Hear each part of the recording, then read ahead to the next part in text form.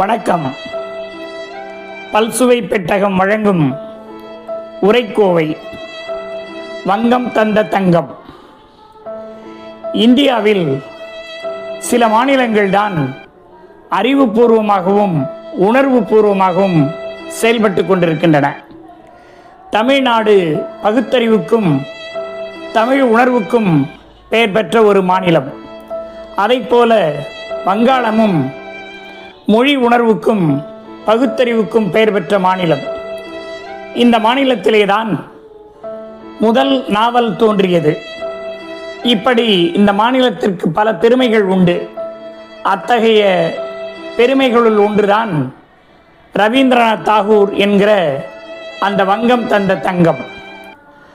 1861 மே மாதம் 7 கல்கத்தாவில் தாகூர் குடும்பத்தில் 14வது குழந்தையாக பிறந்தவர் ரவீந்திரநாத் தாகூர். தேவேந்திரநாத் தாகூர், சாரதா ஆகிய தம்பதியினருக்கு மகனாக தோன்றிய அவர் இளமையிலேயே இலக்கியம், ஆன்மீகம் இவற்றில் ஈடுபாடு கொண்டவர். முறையாக பள்ளிக்கு செல்லவில்லை. கல்வியில் சுதந்திரம் வேண்டும் என்று விரும்பியவர். கல்வி ஓரிடத்தில் அமர்ந்து ஆசிரியர் சொல்லித்தர கால அட்டவணைப்படி கல்வியை கற்க அவர் விரும்பவில்லை. அவர் கற்க வேண்டிய கல்வி வெளியிலே இருப்பதாக அவர் கருதினார். பள்ளிக்குள் கல்வி இல்லை என்று அவர் நம்பினார். அதனால் அவர் பல்வேறு இடங்களில் தனிமையில் இருந்து கல்வியை கற்றார். அவர் பல இலக்கியங்களையும் பல கவிதை நூல்களையும் எழுதி குவித்தார். இலக்கியம் தோன்றுவதற்கு கல்வி வேண்டும் என்கிற தேவையில்லை. கல்விக்கும் இலக்கியத்திற்கும் தொடர்பில்லை என்பது செய்தி. இலக்கியம் என்பது தானாக தன்னுடைய மனதிலே இருந்து ஊற்றெடுக்க வேண்டும். அது முறையாக கல்வி கற்றால்தான் வரும் என்பதில்லை. தமிழை முறையாக கல்லூரி வரை படித்தவர்கள் பலருக்கு கவிதை எழுத தெரியுமா என்றால் இல்லை. கவிதை எழுத தெரிந்தவர்கள் யாரும் தமிழ் படிக்கவில்லை என்பதும் குறிப்பிடத்தக்க ஒன்று. அந்த வகையிலே தான் கவிஞர் தாகூர் முறையாக கல்வி கற்கவில்லை. இலக்கிய கல்வியும் அவர் பயிலவில்லை. ஆனால் இலக்கியத்தில் அவர் ஈடுபாடு கொண்டார். 12 வயதிலேயே கவிதை எழுத தொடங்கிவிட்டார். விளையும் பயிர் முளையிலே தெரியும் என்கிற பழமொழிக்கு ஏற்ப 12 வயதில் அருமையான கவிதைகளை எழுதி தங்களுடைய குடும்பம் நடத்திய பாரதி என்கிற பத்திரிகையில் வெளியிட்டார். அதன் பிறகு 2000க்கும் மேற்பட்ட வங்க நாட்டுப்புற பாடல்களை இசையோடு கலந்து புதிய முறையில் எழுதி அதற்கு ரவீந்திர சங்கீதம் என்று பெயர் வழங்கப்படுகிறது. ஆயிரக்கணக்கான கவிதைகளை எழுதியவர். 8 சிறுகதை தொகுப்புகள், 25 நாடகங்கள், பல நாவல் புதினங்கள் என பல்வேறு இலக்கிய படைப்புகளை எழுதி குவித்தார். அவருக்கு பெருமை தேடி தந்தது ஓர் வங்க இலக்கியம். ஆம், 103 கவிதைகளை கொண்ட கீதாஞ்சலி என்கிற அந்த அஞ்சலிதான் அவருக்கு அற்புதமான நோபல் பரிசை தேடி தந்தது. அதில் உயரிய சிந்தனைகளும் ஆன்மீக கருத்துக்களும் விரவி கிடக்கின்றன. அற்புதமான கவிதைகளின் தொகுப்பு அது. அந்த கவிதை நூலை முதலில் அவர் வங்க மொழியில்தான் எழுதினார். அதன் பிறகு அவரே அதை ஆங்கிலத்தில் மொழிபெயர்த்தார். அவர் பள்ளிக்கு செல்லவில்லையே தவிர சமஸ்கிருதம், ஆங்கிலம், வங்காளம் போன்ற மொழிகளில் ஆழ்ந்த ஈடுபாடும் புலமையும் உள்ளவர். ஆங்கிலத்தில் அவரே மொழிபெயர்த்து 1912 அதை வெளியிட்டார். ஆங்கில உலகம் படித்து மகிழ்ந்தது. அதன் பிறகு 1913 அந்த புத்தகத்திற்கு நோபல் பரிசு கிடைத்தது. நோபல் பரிசு கிடைத்ததை அவர் மகிழ்ச்சியோடு வரவேற்றார். அவருக்கு ஒரு வருத்தம் இருந்தது. ஆங்கில உலகம் இந்த புத்தகத்தை பாராட்டிய பிறகுதான் தன்னுடைய சொந்த மண்ணில் இந்த இலக்கியத்திற்கு மதிப்பு வந்தது என்பதை எண்ணி அவர் மனம் வருந்தினார். அந்த பரிசு தொகையை அவர் தான் ஆரம்பித்த சாந்திநிகேதனுக்கு பயன்படுத்தி கொள்ளலாம் என்று எண்ணினார். ஆனால் அந்த அந்த தொகையை ஒரு வங்கியிலே போட்டார். அந்த வங்கி நொடித்து விட்டது. இப்படி அவர் தன்னுடைய நோபல் பரிசை மிக பெருமையாகவும் கௌரவமாகவும் கருதினார். அதை இந்திய மக்களுக்கு அர்ப்பணிப்பதாக கூறினார். மேலை நாட்டு மக்கள் இந்திய ஆன்மீகத்தையும் இந்திய உயரிய சிந்தனையும் புரிந்து கொள்ள வேண்டும் என்று அவர் நோபல் பரிசு பேருரையில் குறிப்பிட்டிருக்கிறார். அவருடைய பணிகள் 1901 அவர் கல்வி கற்கவில்லை என்றாலும் குருகுல முறைப்படி கல்வி கற்பதற்காக சாந்திநிகேதன் என்கிற ஒரு பள்ளியை ஏற்படுத்தினார். அந்த பள்ளியில் எல்லா மாணவர்களும் ஆசிரியர்களும் அங்கேயே தங்கி கல்வி கற்பதற்கு ஏற்பாடு செய்தார்.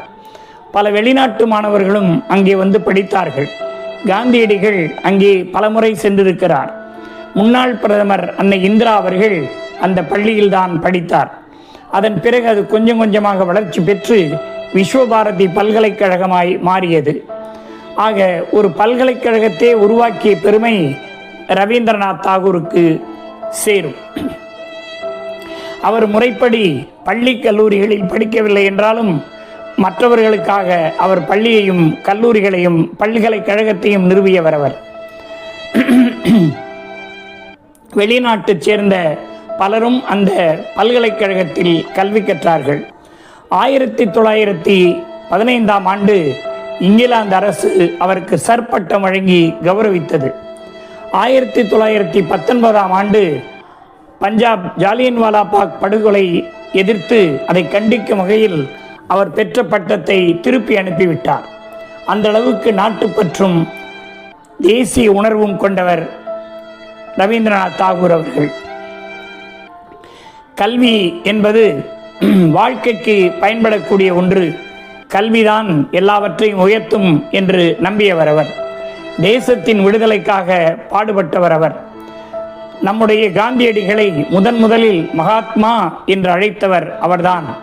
அவருக்குத்தான் காந்தியினுடைய அந்த உண்மையான நிலை தெரியும். அதனால்தான் அவரை ஆத்மாக்களிலெல்லாம் சிறந்த ஆத்மா மகாத்மா என்று அவரை அழைத்து மகிழ்ந்தார். அவர் பல்வேறு தேச விடுதலைக்காக பாடுபட்டார். ஒரு கவிஞனுக்கு கௌரவம் என்பது அந்த நாட்டின் தேசிய கீதத்தை எழுதுகிற வாய்ப்பை கொடுக்கிற போதுதான் அவருடைய கௌரவம் உயர்கிறது. ஜனகன மன என்கிற தேசிய கீதத்தை எழுதியவர் அந்த வங்கம் தந்த தங்கம்தான். ஒரு நாட்டுக்கு மட்டுமல்ல, அமர் சோனா பங்களா என்கிற பங்களாதேஷ் தேசிய கீதத்தையும் எழுதியவர் அவர்தான். உலக வரலாற்றிலேயே 2 நாடுகளுக்கு தேசிய கீதத்தை எழுதிய ஒரே தலைவர், ஒரே கவிஞர் ரவீந்திரநாத் தாகூர் என்பது குறிப்பிடத்தக்கது. இப்படி கௌரவமும் சிறப்பும் பெருமையும் மிக்க ரவீந்திரநாத் தாகூர் அவர்கள் மிகச்சிறந்த தேசபக்தராக, மிகச்சிறந்த விடுதலை உணர்வாளராக, மிகச்சிறந்த இலக்கியவாதியாக விளங்கியவர். 1913 அவர் பெற்ற நோபல் பரிசுக்கு பிறகு ஒரு நூற்றாண்டை கடந்தும் இன்று வரை இந்திய இலக்கியத்திற்கோ ஆசிய இலக்கியத்திற்கோ ஒரு நோபல் பரிசு கூட கிடைக்கவில்லை என்பது குறிப்பிடத்தக்க ஒன்று. இது வருத்தப்பட வேண்டிய ஒன்று. நம்முடைய இலக்கியங்கள் வேற்று மொழியிலே மொழிபெயர்க்கப்பட்டு அது மக்களை சென்று சேர வேண்டும். நமக்குள்ளேயே இருப்பதனால் எந்த விதமான பயனும் இல்லை. அது ஆங்கில உலகத்திற்கு சென்று சேர வேண்டும். ஆங்கில அறிஞர்களின் கைகளில் தவழ வேண்டும். அப்போதுதான் அந்த இலக்கியம் நோபல் பரிசுக்கு தகுதி உள்ளதாக மாறும். அந்த வகையிலே தான் தாகூர் அவர்கள் வங்க மொழியிலேயே எழுதி வைத்திருந்தால் அதற்கு இந்த அளவுக்கு உயர்வு கிடைத்திருக்காது.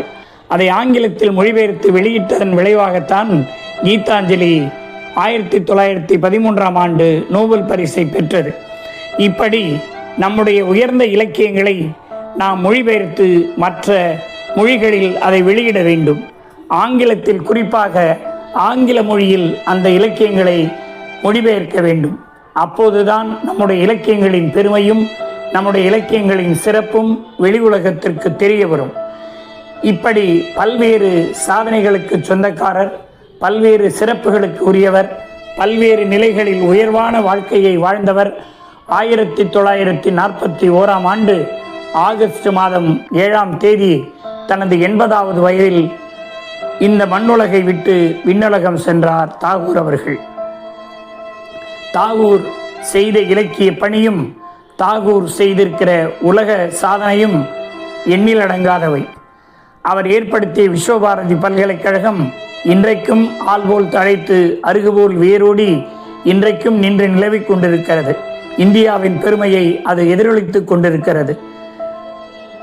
இந்த நாட்டினுடைய பெருமையை உயர்த்தும் வகையில் சிறந்த தேசிய கீதத்தை தந்து எல்லா மக்களிடமும் நன்மதிப்பையும் பெருமையையும் பெற்றவர் தாகூர் அவர்கள். அவர் மறைந்தாலும் அவரது புகழ் இந்த உலகம் உள்ளளவும் இந்த வானம் உள்ளளவும் என்றைக்கும் நிலைத்திருக்கும். தாகூரின் புகழ் என்றைக்கும் தங்கும். வங்கத்தின் புகழும் மங்காத சிறப்பாய் என்றும் விளங்கும். நன்றி, வணக்கம்.